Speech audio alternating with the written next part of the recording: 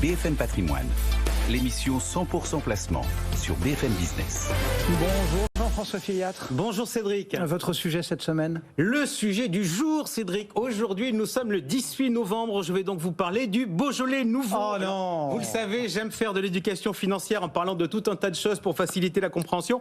Et je profite donc que Angélique Delancin soit restée avec nous sur le plateau pour lui poser une question.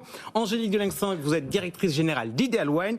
Votre boulot, c'est d'avoir une plateforme pour vendre des bouteilles aux enchères. Vous regardez donc ces dernières à la fois avec comme source de plaisir, vous venez de nous parler du whisky, mais également et surtout comme des objets patrimoniaux. Alors j'ai qu'une question pour vous. Est-ce que vous vendez souvent aux enchères des bouteilles de Beaujolais nouveau ? Alors le Beaujolais nouveau, du Beaujolais oui, des crus du Beaujolais ouais, ça, oui. Ouais. Et on en vend d'ailleurs de façon croissante sur la plateforme d'Ideal Wine. En revanche le Beaujolais nouveau, non, parce que le Beaujolais nouveau il est destiné à être bu rapidement. Donc a priori c'est pas un vin de garde.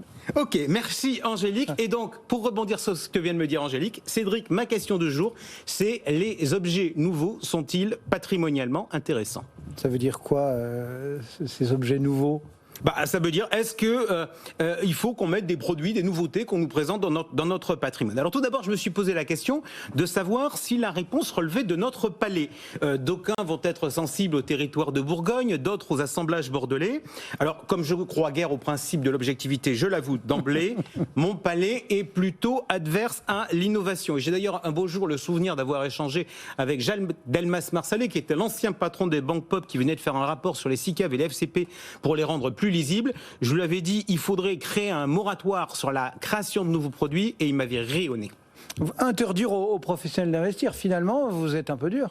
Alors, interdire aux professionnels d'inventer, moi je vais vous dire, moi je me pose une question philosophique. Est-ce qu'on invente vraiment ou est-ce qu'on s'amuse on amuse la galerie pour attirer le chaland Dites, papy, non pas Mougeot, mais Vougeot, qui t'a resté dans le vin. Les SICAV, ça existe depuis combien d'années ? Des lustres, j'irais même avant ma naissance, non ? Exactement. Début des années 60, les SCPI ont, elles, plusieurs décennies. Les actions, je vous en parle pas. Alors, oui, dans notre histoire, il y a eu des innovations qui sont notamment liées à la réglementation. Quand nous étions plus jeunes, tous les deux, le non-coté n'existait pas vraiment et n'était pas démocratisé comme il l'est aujourd'hui. Mais sur le fond, quand vous regardez l'évolution de la technologie, par exemple, en téléphonie, et quand vous regardez l'évolution des placements financiers, vous avez d'un côté une Formule 1 et de l'autre côté une loche ou un escargot.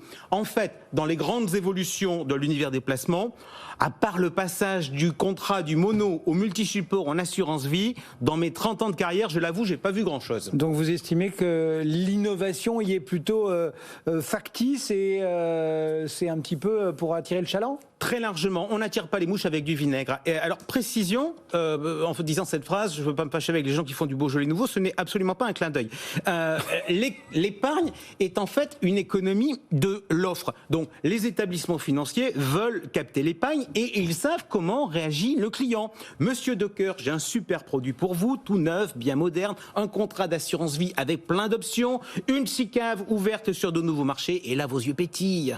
Oui, c'est vrai que ça se passe souvent comme ça. Bien sûr. Et d'ailleurs, sur le papier, il faut bien plus accabler les épargnants que les établissements financiers, qui d'ailleurs, au passage, ne sont pas les seuls à fonctionner de la sorte. Regardez par exemple tout ce qui se passe au niveau des évolutions des régimes fiscaux. D'ailleurs, en cette période de fin d'année, on pourrait parler des systèmes de défiscalisation à l'entrée. Moi, je vous le dis, la défiscalisation à l'entrée, c'est l'exploitation maximale des travers des individus.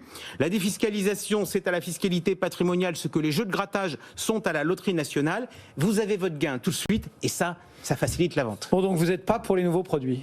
Non, mais juste, je veux vous montrer que c'est pas qu'une histoire de palais. La gestion patrimoniale, c'est quoi ? C'est affecter la nouvelle épargne que l'on a pour l'investir, ou est-ce que, au contraire, c'est s'occuper et suivre ce que l'on a déjà en portefeuille et en patrimoine ? Bon, c'est vrai que quand on a déjà, en tout cas, un certain patrimoine, les nouveaux flux, c'est parfois dérisoire. Exact. Mais combien d'intervenants viennent vous voir pour vous parler de ce que l'on peut faire avec son vieux PEL ou de son contrat d'assurance vie qui dispose encore soit d'un taux minimum garanti à 4,5% ou encore une totale défiscalisation des droits de succession. Moi, j'entends beaucoup parler du scandale sur la rétroactivité des lois fiscales, mais est-ce qu'on a le droit d'évoquer le traitement qui est accordé par les banquiers et les assureurs sur les vieux plans d'épargne populaire ou encore à la Banque Postale, entre autres, sur les vieux PEL ? Et puis, il y a Cédric, pardonnez-moi, mais une autre question qui me paraît importante. Quelle est la recommandation de base que l'on donne à un épargnant avant d'investir ? Je dirais de comprendre dans quoi il investit, de ne pas acheter un produit qu'il ne comprend pas. Exactement. Et avouons-le, quand on a un nouveau produit, l'exercice, le nouveau produit n'est pas forcément facile à comprendre. On n'a pas d'historique de perf pour regarder son comportement dans différents cas. Donc, a priori, ça ne doit pas vous pousser à la souscription. Idem. Le fait d'aller de nouveaux produits, ça vous amène souvent vers de nouveaux établissements. Je vous avais parlé du cas de Swan, cette boîte qui proposait des livrets et qui a fait faillite. Donc, quand on cherche de l'innovation, on finit souvent dans des établissements méconnus et c'est souvent un nid à arnaque. On va vous accuser de ne pas être à la mode. Faites attention. Et au pire, de ne pas être ouvert. Alors, ne pas être à la mode, je crois en ma bonne étoile, donc je pense que d'ici une dizaine d'années, la chemise fuchsia fera un tabac. Cela dit, sur le fond, vous avez raison. Quand on a bâti le portefeuille de marché gagnant ensemble, j'ai donné des règles pour ouvrir son portefeuille à tous les secteurs de la Bourse de Paris pour cette raison-là. Pourquoi ? Parce que être ouvert, c'est ne pas faire des petites fixettes sur les sujets que l'on maîtrise. Bref, c'est pas aller au restaurant et prendre toujours le même plat. Je vois pas de quoi vous parlez. Y aurait-il une place malgré tout pour la nouveauté ? Oui, il doit y avoir une place intellectuelle pour la nouveauté. Une place intellectuelle, ça veut dire quoi ? Ça veut dire qu'on ne rejette pas, on regarde, on essaie de comprendre. J'ai souvent comparé la gestion patrimoniale à l'approche journalistique. Et en pratique, quand on est journaliste, on fait quoi ? On a une information qui circule. On recoupe, on prospecte et on voit à partir de ce moment-là si on peut la traiter. Moi, par exemple, savez-vous, ça fait 2 ans que je regarde le sujet du Bitcoin. Alors, pour l'heure, je vais être honnête, j'arrive pas à comprendre et je ne peux pas me satisfaire de la logique qui consiste à dire que d'un côté il y a des acheteurs et de l'autre côté il y a des vendeurs, donc c'est quelque chose. Mais en pratique, je ne ferme pas la porte. Donc vous êtes moins obtus que vous ne voulez le laisser paraître. Ouais. Alors pour résumer, je suis pas enthousiaste, mais je veux pas fermer la porte. D'une part, il faut toujours sur les nouveautés garder le temps de l'analyse. D'autre part, il faut garder la logique de la proportion. Un portefeuille ne peut pas se gérer qu'avec des nouveautés. Mais les nouveautés peuvent avoir leur place à titre de diversification. Pour résumer, je vous dirais oui, on peut boire du Beaujolais nouveau une fois par an, même si d'ordinaire, on va avec modération. Plutôt vivre avec des bouteilles de vin type Bourgogne ou Bordeaux. Mais je vous le dis très clairement, si le Beaujolais nouveau c'était tous les jours, je serais montré au créneau pour vous dire que l'innovation quotidienne est totalement intolérable.